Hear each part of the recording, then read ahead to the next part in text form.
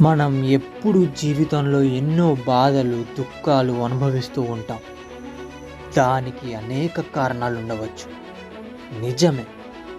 కానీ ఒకే రకమైన బాధ జీవితంలో అనేక సార్లు వస్తుందంటే మనల్ని మనం మార్చుకోవాల్సిన అవసరం ఎంతైనా ఉందని అర్థం. ఒక్కసారి నిన్ను నువ్వు పరిశీలించుకో. అలా పరిశీలించుకొని చూస్తే నీకు అర్థమయ్యేది ఇక్కడ ఒక్కటే. అదేంటంటే నాది, నా స్వంతం అనే నీ స్వార్థం. అన్నీ శాశ్వతంగా నా దగ్గరే ఉండాలి, ఉంటాయి అనుకునే నీ భ్రమ, ఇలాంటివి నీ దగ్గర ఉండటం నీకు అర్థం కావట్లేదా? ఇది కలికాలం, ఇలానే ఉంటుంది. జీవితంలో ఏదైనా ఆశపడడంలో తప్పు లేదు. కానీ ఆశపడ్డది దక్కకపోతే బాధపడకు. తప్పదు మనకి. ఏది నీకు సొంతం కాదు. నువ్వు అనుకుంటావు అంతే. జీవితం ఇంతే ఉంటుంది. నువ్వు ఏ పరిస్థితిలోనైనా ఆనందంగా ఉండటం అలవాటు చేసుకో. వీటికి కొన్ని ముఖ్య కారణాలు. Point number 1, ఆశించింది జరగకపోవటం. ఆశించింది జరగకపోతే దుఃఖంగా అనిపించవచ్చు, నిజమే. కానీ నువ్వు గుర్తుపెట్టుకో, నీ జీవితానికి ఇంకో గమ్యం ఉంటుంది. కోరికలు, కలలు నిజం కాకపోవడం బాధను కలిగిస్తాయి.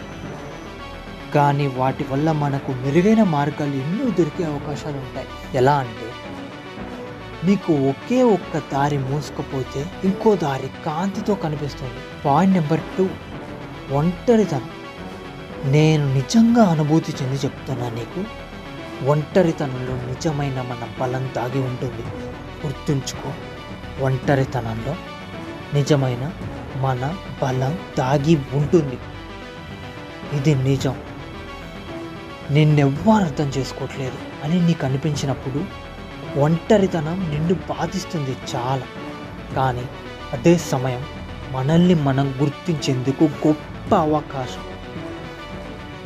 ఎక్కువగా ఒంటరిగా ఉండటానికి కొన్నిసార్లైనా ప్రయత్నించున్నాడు.